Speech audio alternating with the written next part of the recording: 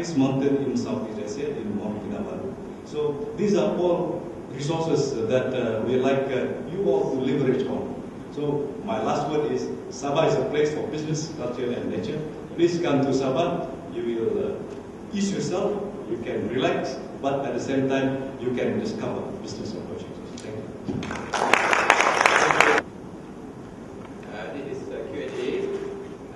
Meanwhile, I think EU NCCI has membership of over 1,200 corporations, which I'm sure will be very interested to participate in any of the 5 growth centers, and the focus that they mentioned just now, I think Malaysia is moving forward with the developed nation status, they have been stated this morning, and there has been progress in liberalization.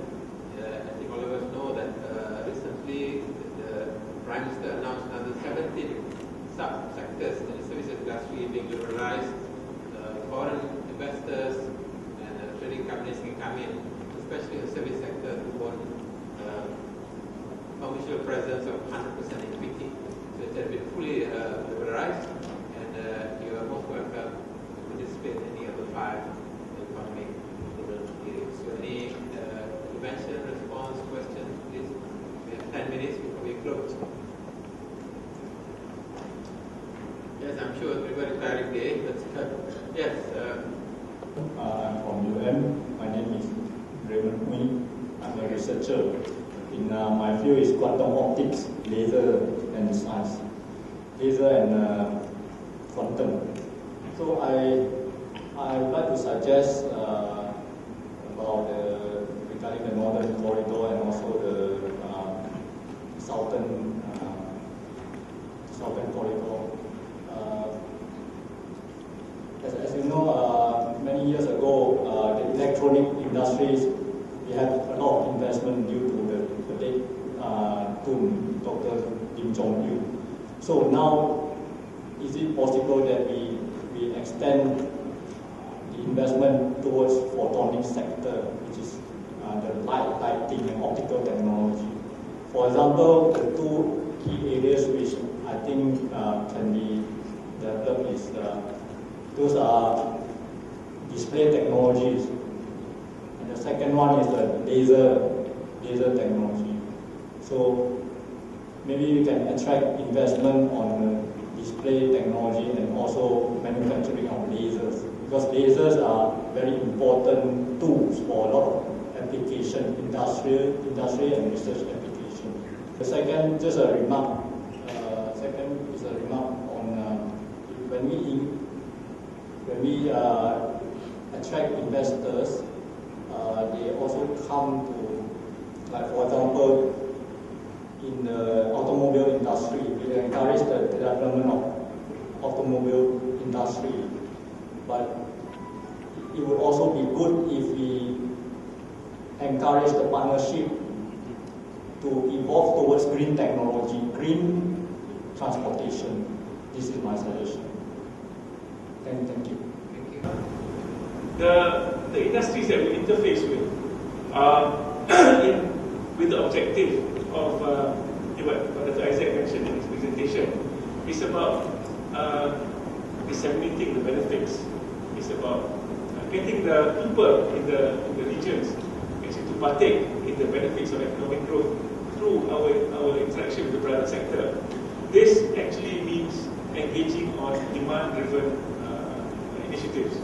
I've had experience in dealing with photonic technology, where I think they were talking about optical amplifiers and all that kind. Okay, so you know I know what I'm talking about. Okay, when you look at these devices, you really need to have some kind of demand funnel for this.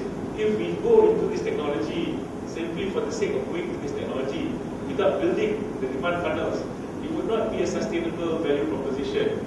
We had one company in Zakaria-Lee doing photonic technology. They had MSc R&D grant scheme from MTech. Niran is not here anymore, but he will agree with me when we did this. They were using photonic technology to measure the stress levels of bridges. Yeah, fantastic application. Simple to use and all that, but the demand was not there. The demand funnel was not properly thought And because of that, they couldn't put up a proper business model to take advantage of the uptake in demand, of any uptake in demand. And you mentioned about display technology. Okay. On photonics, so I would say we would be adopting an industry-driven approach on this. Yeah. Anything that's private sector would be more demand-driven. For display technologies, the 40 years of evolution that the North have had in delivering electronics and the E&E sector, the semiconductor industry, has created this ecosystem that has allowed us to move very, very easily into solid-state lighting. So that has been very big in the North. But we found that even the big companies like Osram, Philips Luminex, after doing the LEDs, they have to send this for certification and accreditation to places like Australia and the US. So what we've done is to reduce the cost of doing business in Malaysia by setting up a facility for them to do that that's universally acceptable. That comes in the form of this company called QAV Sdn. Yeah. So now the whole market in the North sends their LED lights, sends their solid-state lights to this company to do the certification and accreditation. In terms of laser technology, Kuala Lumpur has been experimenting with this, and even the banks, in terms of laser technology for disseminating data. However, I think until and unless laser technology can evolve beyond line of sight, we will have to actually wait for further value-added components to come in before we embark on this journey. So I hope I've answered your question somewhat without sounding so stupid. Because I'm a finance guy, but I'm not a technical guy. Anything in Iskandar Malaysia? I must confess I know nothing about this area, but I think I would just want to highlight. I think what Redza says now. I think any initiatives, especially involving high technology and so on, if the demand side is not properly understood, it will not be a viable investment. Although I'm sure the researchers will be very excited about it. This is something which is, new discovery of sorts and everything. So we've seen over the years, I'm sure, that many technological advancement that does not necessarily be converted into full commercial scale. Yeah? So in our area, we do not have any specific, I think, push or preference for some of this. But I just want to add on the green side of things. Yes, we do have some initiatives in the area of low carbon society. I think we're working very closely with UTM and also some initiatives, I think, University of Kyoto in Japan in this area. So we are very aware of the needs for conservation of the environment at the same time whilst pushing the investments to come in. In the European Services Forum. I'm coming from Brussels and I'm representing all the services sectors interested in doing business and investment abroad. Thank you very much for all these presentations. I think it would be very good to liaise with the NCCI and put the website of all your regions and corridors so that there is a practical or digital relationship when interested. I wanted to take your last remark, Chairman, about the government deciding to open up further some new services.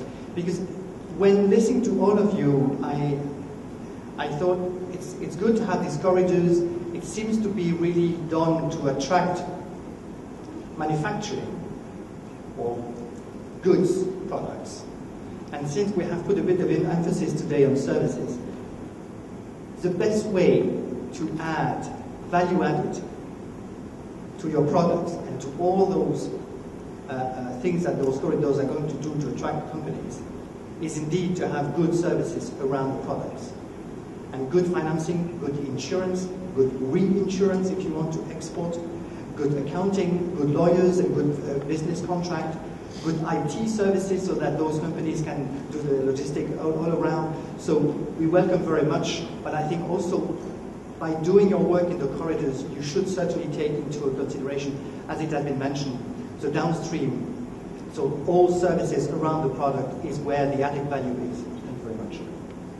Interact with this short session, but nevertheless, they have opened the doors and given opportunities, and of course the emphasis now in the Malaysian government is on services. All the 10 service sectors, logistics, business and finance, tourism, Sabah has very keen on promoting tourism, and there are abundant opportunities. Do look up to their website, and you can have direct intervention with them. So thank you very much for your patience and participation, and I hand over to the organizers. Thank you, Dato. Can we have an applause for